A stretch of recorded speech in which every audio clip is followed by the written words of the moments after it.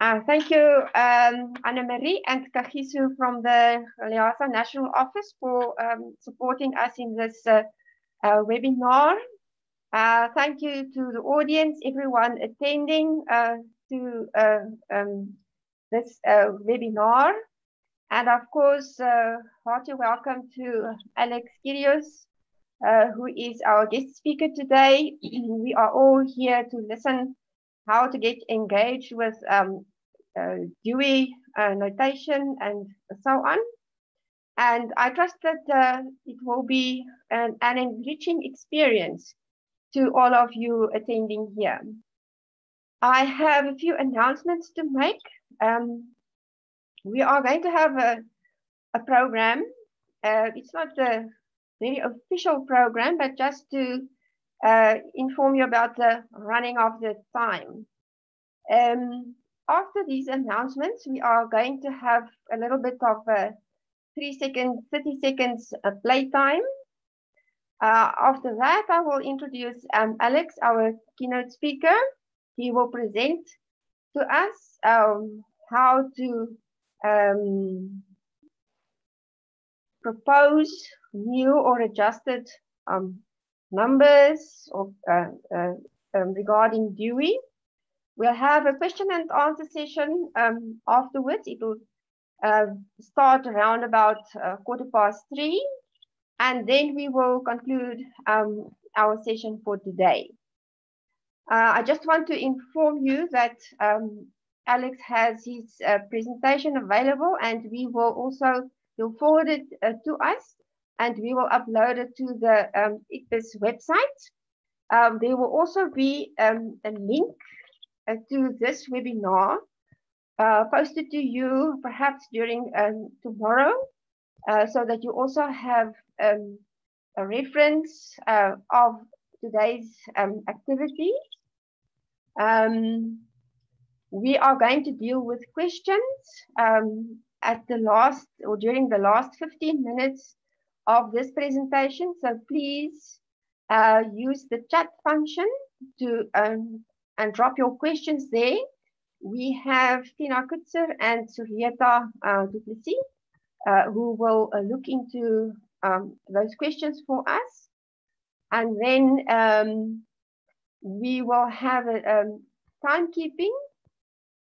So if you hear towards the end of Alex's presentation a voice quickly interrupting, it's just to indicate the time that's left for the presentation. So I would like now to play 30 seconds with you before we start off with our presentation. I want you all to, in the chat facility, just write down what was your first job and what did you buy with your first salary check. What was your first job and what did you buy with your first salary check?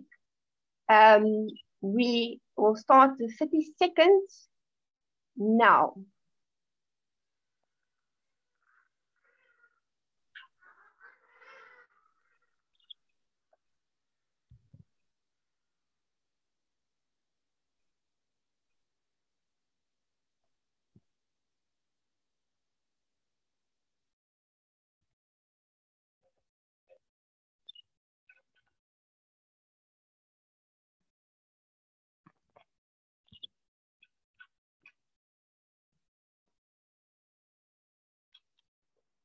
Okay, Tini, that's 30 seconds.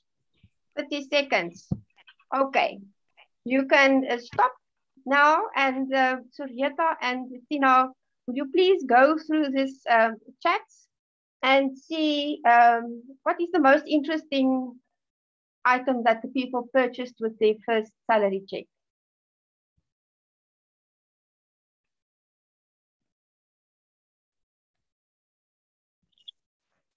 Well, it seems we have very nice people in this group sending money home and buying stuff for their mothers and a lot of clothes.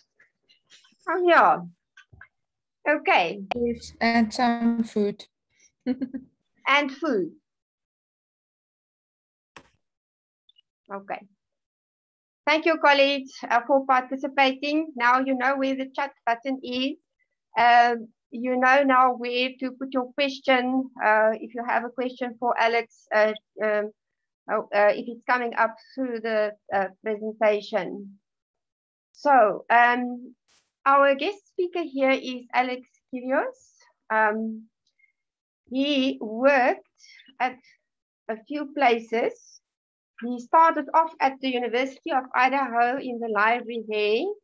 He also worked at the Folger Shakespeare Library, and currently he is with OCLC, being the Dewey editor.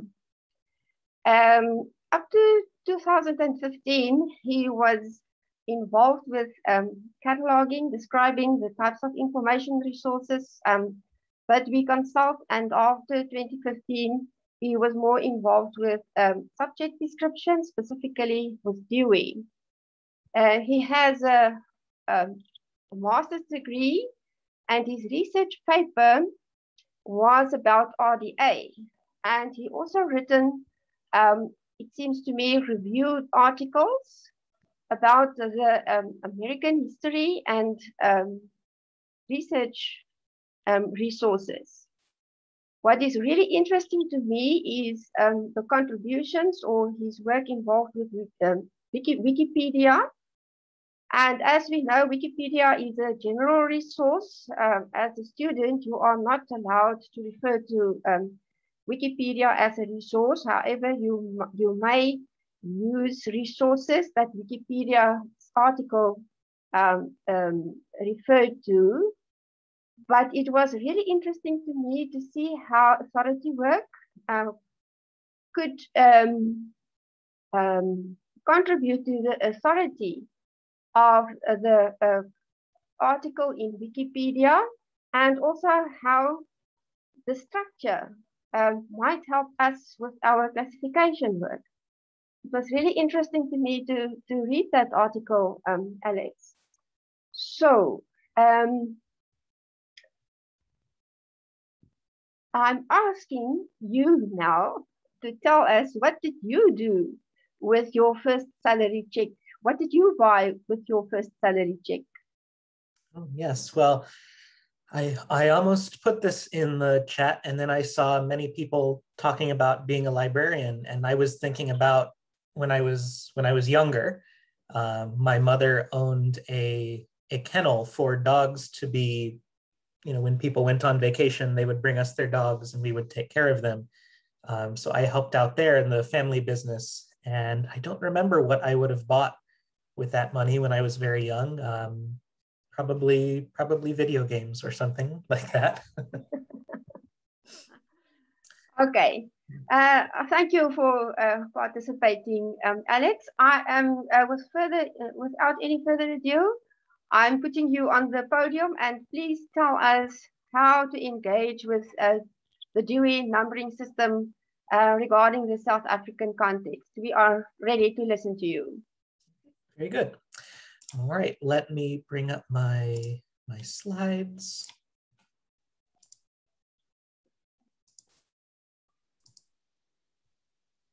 Okay, can you see my slides? Yes. Yes, I can see. Okay, very good. Thank you for joining me today, everyone. My name is Alex Kyrios. I'm the editor of the Dewey Decimal Classification. While I work for OCLC in normal times, I work out of the Library of Congress. So I'm coming to you today from Washington, DC. So good morning to you. I know it's the afternoon for all of you. You heard a bit about my my work before Dewey. This is a somewhat older picture, but I did have a license plate back when I had a car, showing the whole world that I was a fan of the DDC.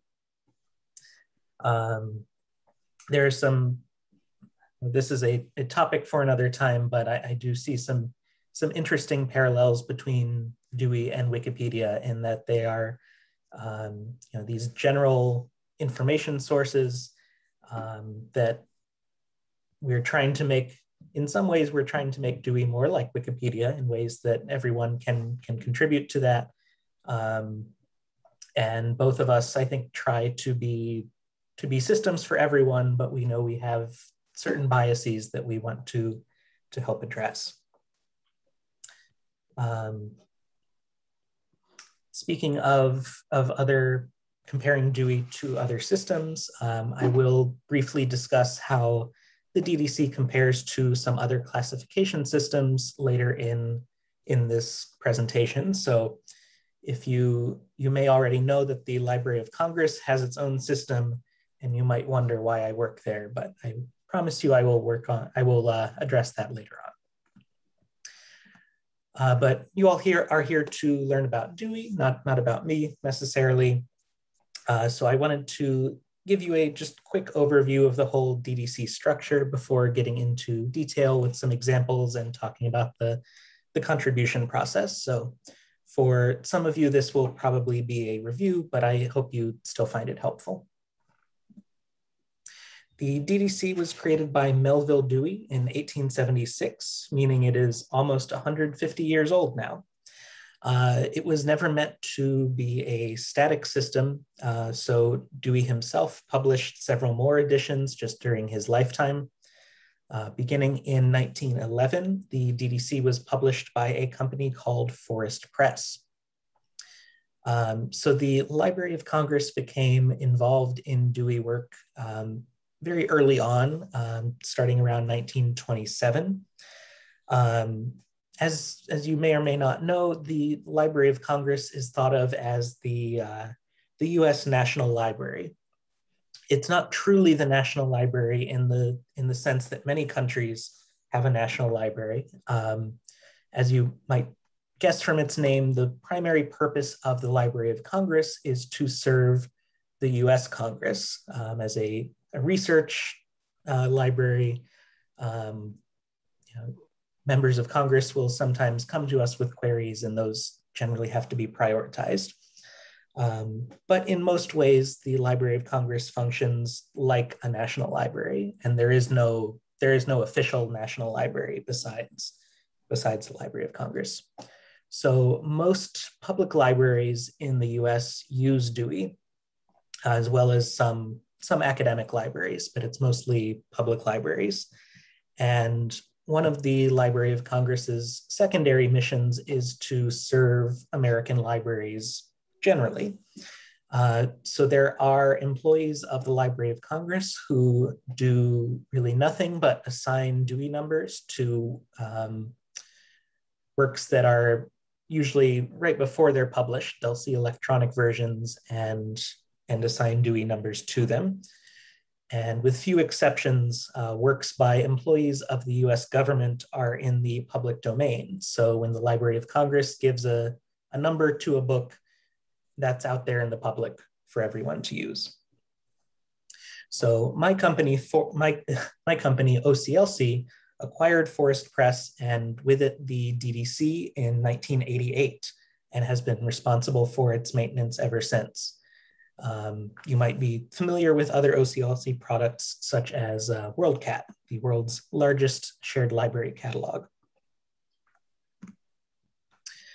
In 2011, OCLC published edition 23 of the DDC. So if these lovely orange books look familiar from your library, this is what the 23rd edition looked like, DDC 23. It was 4 fairly heavy books. So this edition 23 is the last printed edition of the DDC, but that doesn't mean the work is over. Far from it. Since 2011, since the publication of these books, the classification system has been continuously updated via WebDewey, which I think many of you use. For many years after the publication of an edition, the editors would prepare an abridged edition, that compressed the whole classification down to a single volume from the 4-volume set that you see here. The last of those was Abridged Edition 15, which was published in 2012 and was an abridgment of DDC 23. So there is no longer a separate abridged edition, but in WebDewey, if you have ever seen those slash marks that come right in the middle of numbers, those are segmentation marks that show you where to cut off a number if you want to use abridged classification. There are also, depending on how you count it, I say here about 8 or 9 current translations. When we talk about a translation of the DDC, it's the translation of everything. So I know there's, for example, translations of the summaries of the sort of top level 3-digit numbers in all languages of South Africa. These translations I'm talking about here generally have their own teams that on an ongoing basis, I publish something in English, they translate it to their language. So there are many other languages that have older translations that we don't necessarily count there. WebDewey is an incredible tool because it really goes beyond what was even in these full printed editions. There are thousands of built numbers, history notes, index terms that simply would not fit in print. There was so much already in print, but there's even more to cover. I know that sometimes it can be easier to view things in print though. I'm the same way. So since 2018, we have also produced a print-on-demand version of the classification that is similar to a snapshot of WebDewey that we make available at the beginning of every year. And we certainly don't expect anyone to buy one every year, but if you would like a more up-to-date physical copy than what was published in 2011, those can be ordered. So on to the structure of the DDC itself. The 3 main elements are the schedules, tables, and the manual.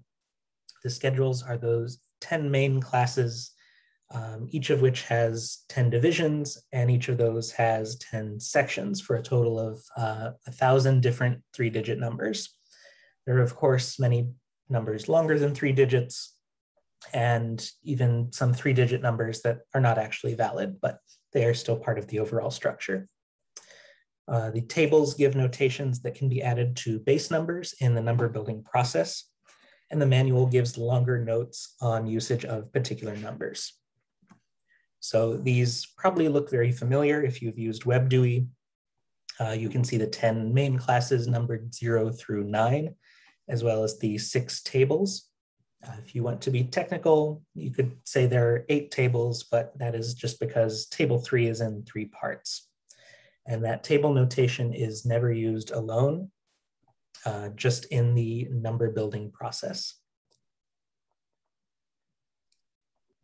Classification in the DDC is based on discipline. So works on the same topic might have very different numbers depending on the academic discipline that it is based in. So a work on environmentalism could be with economics or political science, philosophy, many other subjects. The DDC also presents many opportunities for number building. The number of possible NUI numbers is not infinite, but it is very, very large. I think billions or trillions. Now, there are a lot of numbers that are simply given in the DDC schedules, about 40,000 of those. So if you are cataloging a work and one of those fits, good, you're done. You can use one of those numbers. But you can also use number building to make more specific numbers to fit the work that you have. There are about 12,000 components. You can think of them as building blocks that you find in tables where you can add to a base number that you find in the schedules. And there's even some places where you can directly add schedule numbers together. when you're building numbers, always make sure you're following instructions. Don't just see two numbers that seem to fit and mash them together unless you're told to. For example, there's a Dewey number for cooking. There's a number for bread, but the number for cooking bread is not just those two together. It's a little separate. When I talk about these building blocks and these almost infinite possible numbers, many of you know that using tables, you can express things like geographic treatment. So I have here a number for car repair in general. By adding 0968 to it, we can express that topic in South Africa, and that's something you can do at almost any number. A lower number than car repair, you would have a bus repair. By adding 0222 to that, you could express illustrations of that topic. So for any number that you can add 0968 for South Africa to, you could also add 0973 for the US or 0954 for India. There's codes for every country of the world, and that's just one application of the tables that maybe you can get a sense of how many potential numbers there are. And you would not find numbers like that in print. You might find them in WebDewey, but the numbers in WebDewey are just numbers that someone has built. So there are still plenty more. WebDewey itself also has a built-in member building engine. It does very good work, but like any machine, it is not perfect. So you should always check the work of the number building engine if you're building a number in WebDewey. The DDC is the most widely used library classification system in the world, and probably the oldest among the systems still in use. So I wanted to briefly discuss some of the other systems you may encounter and how they differ from the DDC. And I should say I am not an expert in any of these, so I will just give short descriptions here. Hopefully I've not gotten anything wrong. So the Library of Congress classification, I mentioned that even though the Library of Congress has employees that assign Dewey numbers for the sort of general benefit, its own collections are not organized by Dewey. In probably about 20 years after Dewey was created, the Library of Congress classification was created. It was developed with the sole purpose of organizing the collection of the Library of Congress, and that remains its primary objective. Even so, many other libraries have adopted it around the world. Most US academic libraries do it in universities. So both the Library of Congress system and Dewey have our biases, are maybe slanted towards the American perspective. But for the Library of Congress classification, that's the way they like it. They want to keep it that way because for them, it's just something they developed to use in-house that lots of other people have kind of liked. Library of Congress classification uses a combination of letters and numbers. Compared to the DDC, there are many more miscellaneous categories or places that you just arrange things alphabetically. The Universal Decimal Classification, or UDC, was an early offshoot of the DDC in Europe. It is still used around the world, mostly in Eastern Europe now. Colon classification was developed by S.R. Ranganathan, the famous Indian library scientist. It uses a very complex combination of punctuation, letters, and numbers to come up with its codes. I believe it is mostly used in India today.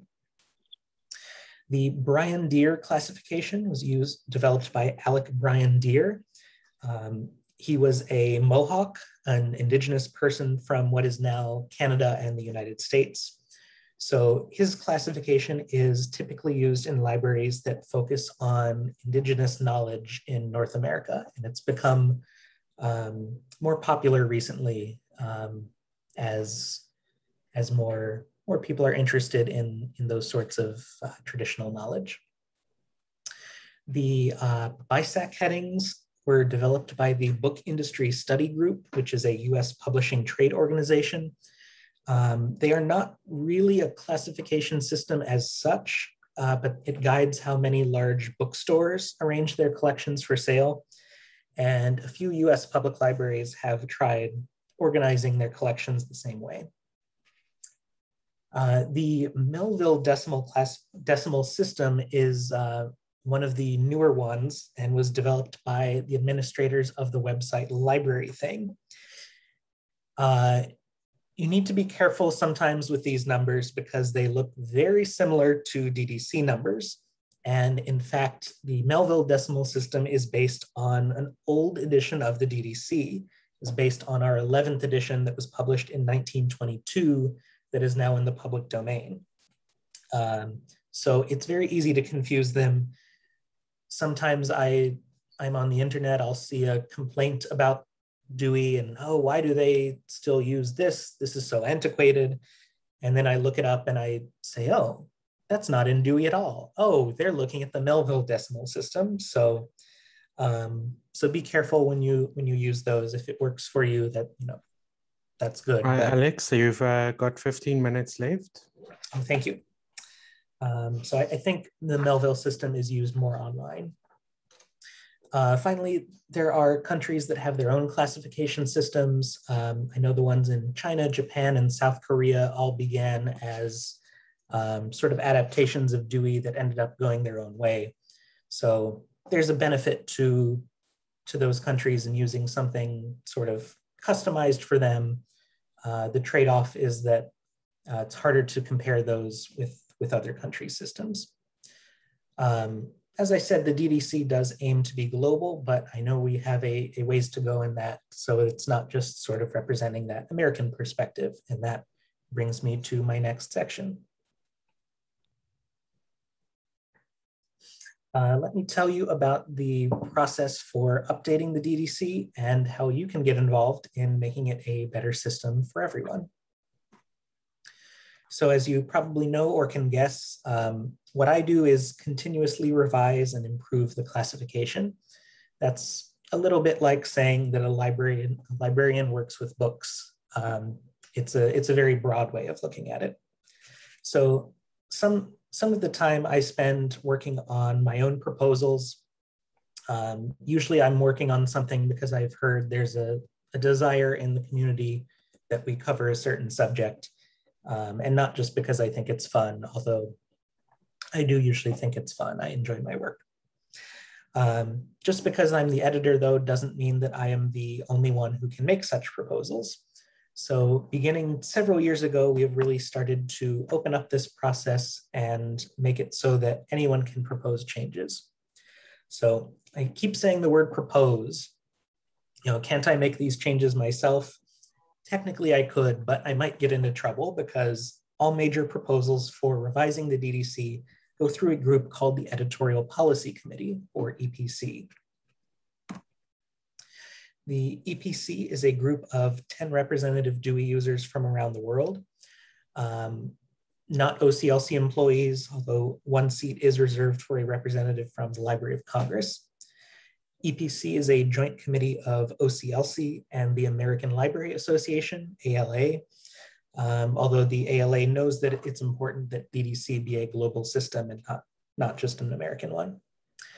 EPC, as we know it, was created in 1953, although there were some earlier groups that did similar work. There are currently members from 6 different countries, including South Africa. So in normal times, EPC meets in person once a year with 1 to 2 electronic meetings in between where they discuss these proposals and vote on them. Usually the larger ones are discussed in person, smaller ones might be an electronic meeting. Due to the COVID-19 pandemic, however, their last face-to-face meeting was in September of 2019, and they've had more electronic meetings since then than they would normally have. I'm hoping that it will be safe for them to meet again in person in June 2022. Although if it is not, of course, then we'll have to just push that back and see what we can keep doing online. At EPC meetings, members vote on proposals written either by me or by DOE users around the world. If they don't accept a proposal, they usually send it back with comments so that a revised proposal can be presented. They're not scary or difficult to work with at all. EPC members are very good about thinking about what a proposal will mean for their libraries. They'll often share proposals with colleagues for further feedback. So an EPC proposal, it's also known as an exhibit just because it is presented to EPC at their meetings. And there are some very short exhibits, there are some very long ones, depending on how many changes they propose to make. The proposals involve some research either into the subject area that DOE will be covering. Could include comparisons with other systems, how topics are treated in other systems. It may also involve consultation with outside experts. So if we are working on something related to physics, we might speak with a physicist, even if they don't know anything about DOE itself. Exhibit writing is an iterative process where drafts get shared with some interested volunteers. They have a chance to comment on it, and it goes back and forth a little bit before things are sent to EPC. So it's difficult to say how long a specific proposal can take because it depends on the complexity. I think it's similar to asking how long it takes to catalog one book. It can really depend. Sometimes it's very quick. Sometimes it's a lot. So if this sounds like a lot of work, don't worry, because not every proposal needs to be formally presented to EPC for voting at one of their meetings. There's very small changes that we have nicknamed Editorial Malarkey that we can make without EPC's involvement at all. If you ever see a misspelling or a similar small error in the DDC, I can simply fix it. For bigger changes where it still seems fairly clear what should be done, I can make a change and notify EPC on their listserv explaining what we did.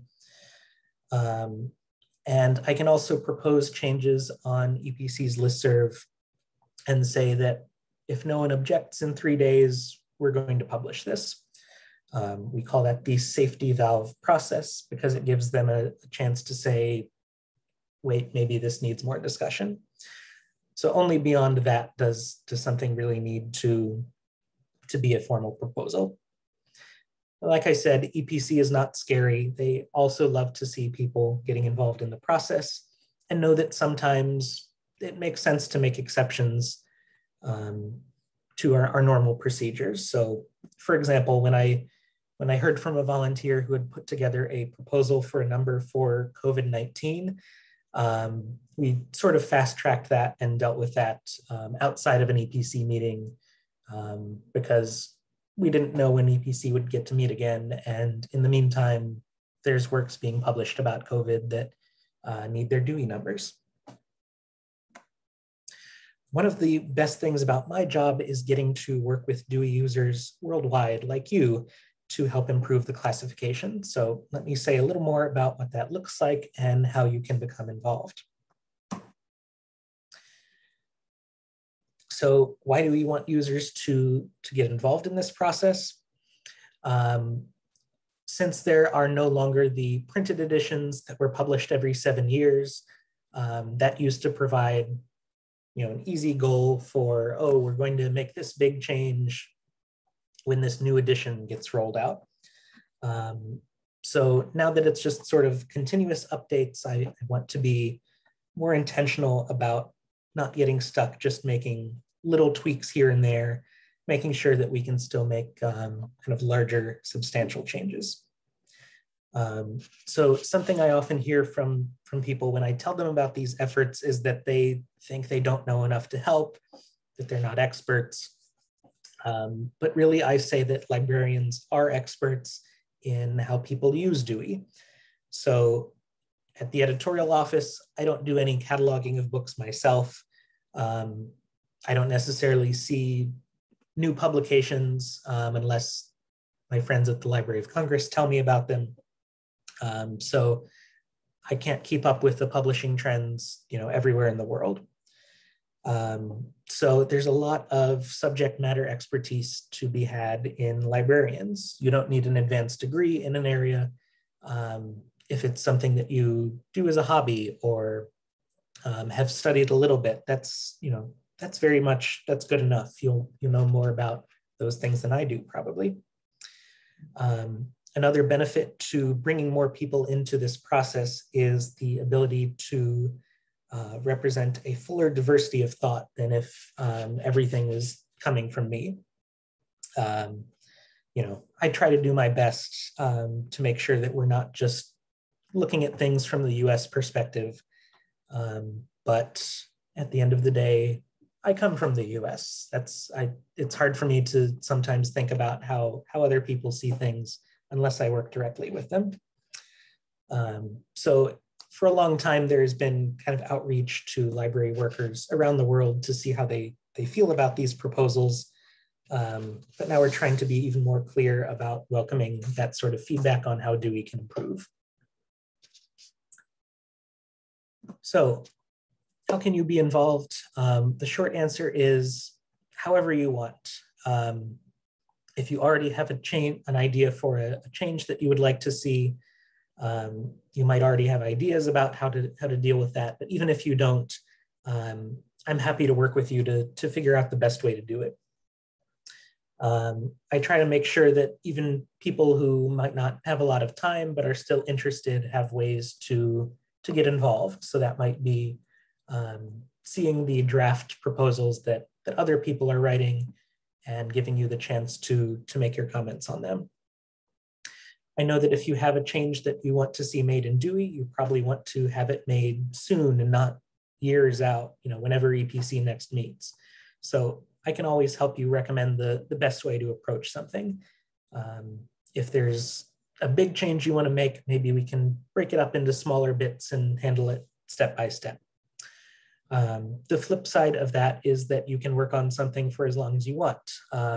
There might be certain deadlines to meet if you want to have a proposal at a specific meeting of the EPC, but it can always go to a later one. And I'm not going to scold you if you take too long because I see us as partners in this. I'm not your boss. So here are a couple of sites where you can learn more about the contribution process. The Dewey Exhibits site is where the proposals for EPC are posted. It also has information about what goes into those proposals, a template where you can make your own, and a list of proposals from some of the previous meetings. The Dewey Contributor site has more information about what you can do and a forum where you can share thoughts with other Dewey users from around the world. I also wanted to recommend the Dewey blog, which is not specifically about the contribution process, although sometimes we'll discuss it there as well. This is just periodically updated. Sometimes we'll talk about new proposals that have been accepted or come up with numbers for things that have been in the news. And those posts are kind of tagged by subject area and the general class of numbers that from the DDC that they're covering. So you can go back if you only are working on books in medicine, for example, you can go back and look at everything that relates to that. So with that, I would like to invite you all to work with me to make the classification better, both for you, your neighbors, for library users all around the world. No classification system is perfect, but the DDC is improving all the time, and I hope you'll become a part of that. So with that, I am happy to answer any questions you have about the DDC in general, about the contribution process, or anything else that is on your mind. And thank you very much for having me.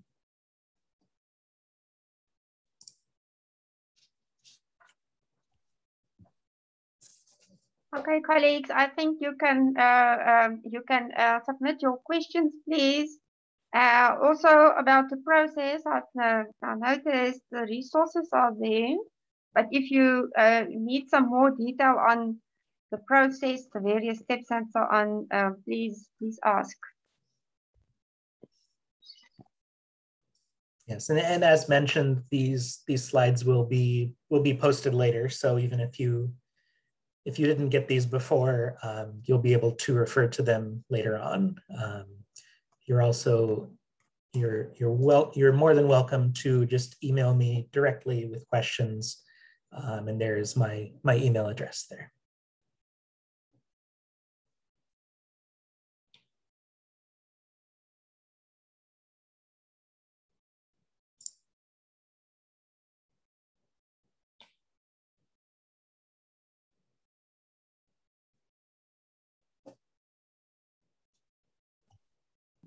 Alex? Yes. Have you perhaps an example that you can walk through with us when you come across something that you want to propose? How would you go about that to get it on your table? Just a practical example from your experience, please. Yes. So a practical example, I can give you one kind of recently. There were numbers in the DDC for weddings and for marriage, but not something specifically for planning weddings. In certain parts of the world, this is a very big business of arranging everything that goes into a wedding, from inviting people to selecting a place to have the wedding and so on. So a user came to me and sort of stated this problem, that there were lots of works on this specific aspect of weddings that were getting stuck in more general numbers. And we just chatted a little bit about the potential places that could go. And she put together a proposal to EPC that kind of gave them a choice, because that's a thing we can do too. We don't necessarily need to settle it all on our own. We could go to EPC and say, should this topic go here or should it go there? And we can kind of let them decide. So that's a good example. That wasn't someone who came to me and said, I know exactly what number this should be at. It was something that I could work with her on. Alex, we have a very specific question here from Rachel. She says, I have a question on a number for business coaching. I know that there are numbers that are related to it and serves well. For instance, the number for executive development, personnel management, or the one for education and training. I was wondering if there can be a separate number for business coaching specifically. That's a good question.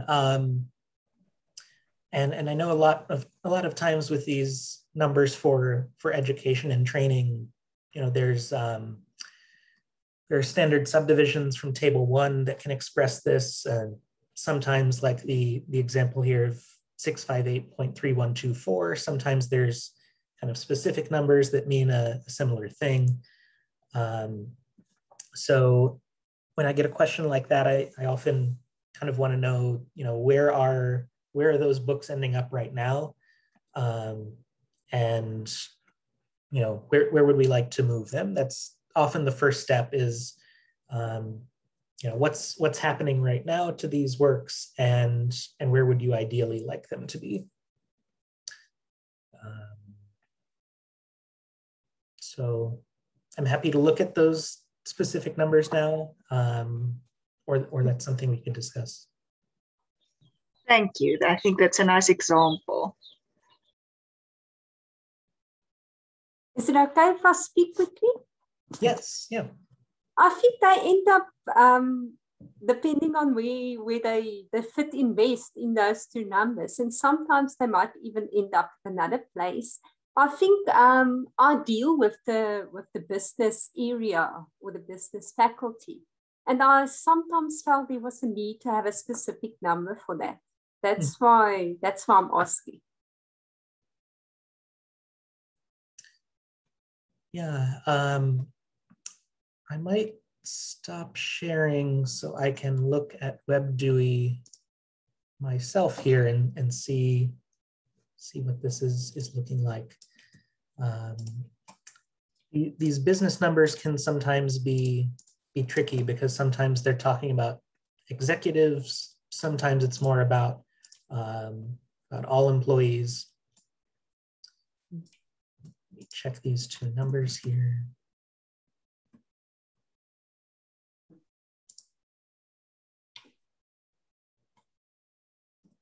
Yeah, so of the two numbers that are in the chat here, the first one is a little more geared towards executives, people high up in a company. The second number is a little more towards, more general training. So it might depend on if there's a focus to the coaching. Is it coaching of all employees, or more focused at leadership in the company? That's correct, and that's why I've been using them. Yeah, so it could be, there's further numbers under 6583124, and maybe there's a place for coaching there, or an opportunity to create a new number there to address that. Yeah. That's actually what I was thinking about, yeah.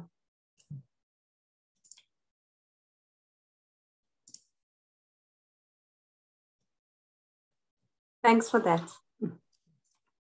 Alex, I come in here, please. I am now not a Dewey expert. I was just thinking that if such changes or such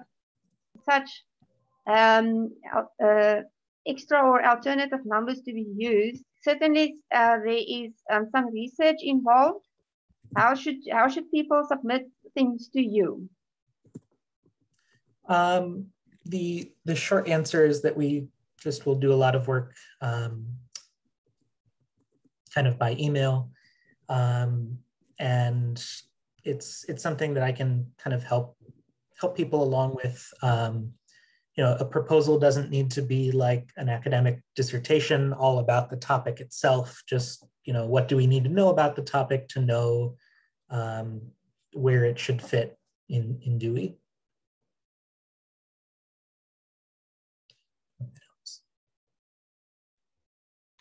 Alex, there's a comment here from Dion Skitter.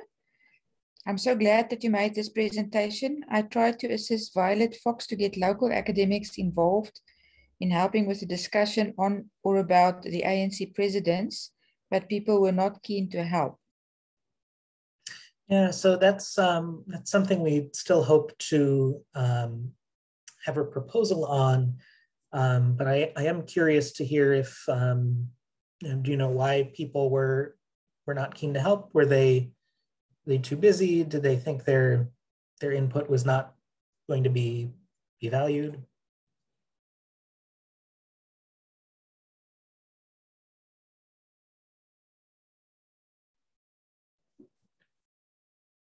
Dion, do you have any idea about what Alex asked now?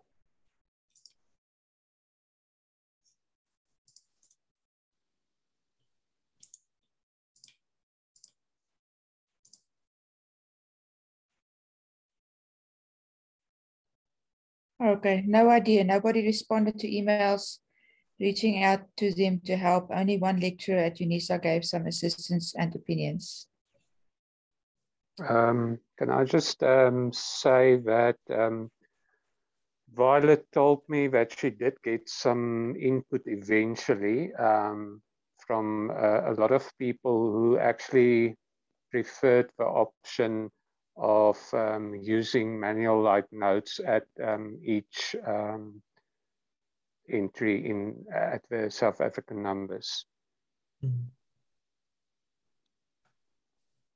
So yeah, that's a good example. Sometimes, you know, we try to get feedback on something and we just don't get the comments. So we have to do our best with what we have. But other times, you know, people might come with comments later on, even if we don't hear anything initially. Okay, Alex, we have another question from Monet. He or she says, my question relates to the use of the 09 standard subdivision.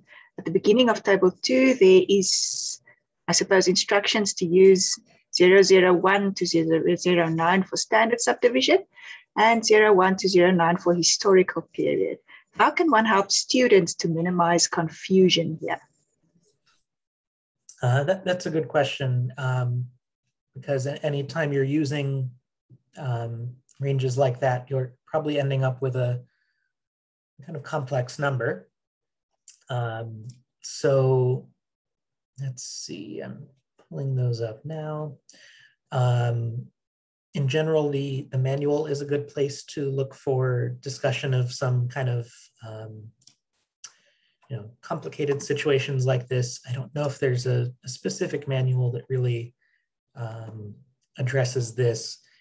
In most cases, when you want to use standard subdivisions, you would just use table 1 rather than going from table 2 like this.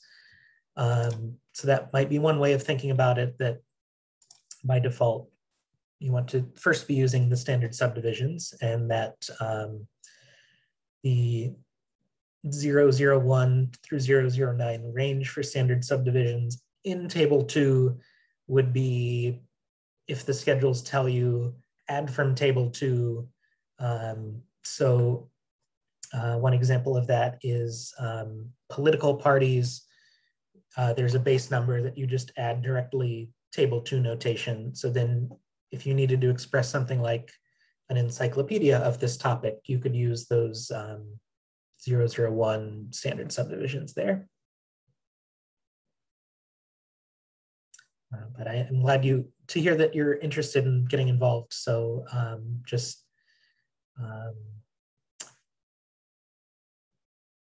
should have also included a link which I can add to the slides. I can also put here in the chat. You can always email me directly, but we also kind of have this form to express interest. You can put specific questions there, or say if you have some idea of what you might like to do, and then I will follow up with you. Alex, we saw a hand earlier from Pam, but Pam, we no longer see your hand. Did you want to ask a question? Yes, please. I would like to ask a question.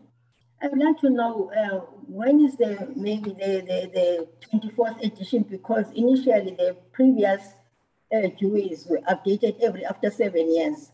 Mm-hmm. So now it's GUI 23 all the way, and then there are new subjects that are coming in. Are they all infused in this DDC 23, or is there anything new that is coming? Can you explain that to us, please? Oh yes, I should have been more clear about this. We decided a few years ago that there will not be a 24th edition, because we looked into the cost involved both for OCLC, but also for users, and there would be a lot of costs involved with designating a 24th edition that just didn't really seem to be worth it. So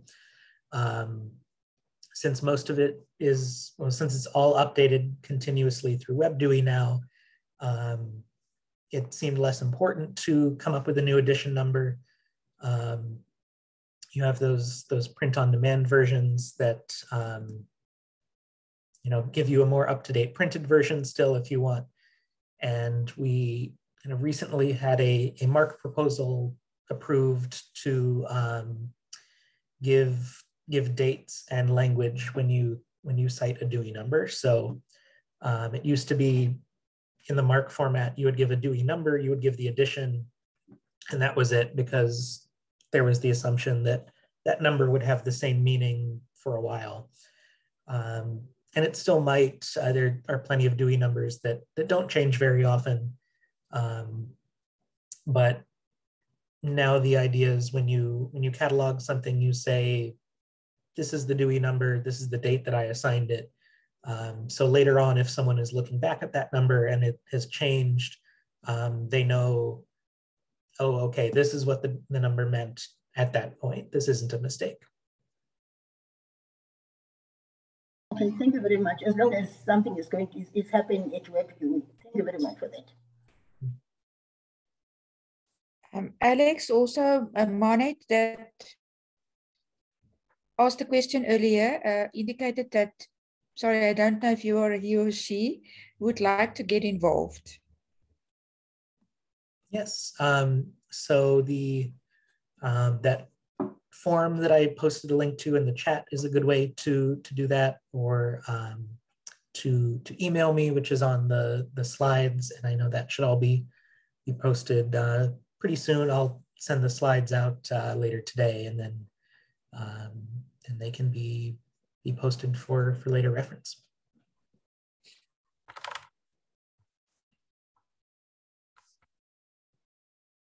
Thanks, Alex.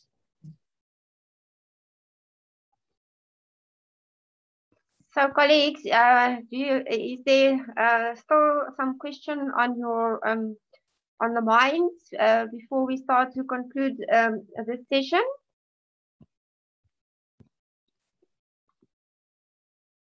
As Alex said, the slides will be uploaded, so there is contact information, and we will also forward the link of this webinar to you, so you can replay it, and you will see the contact detail there as well.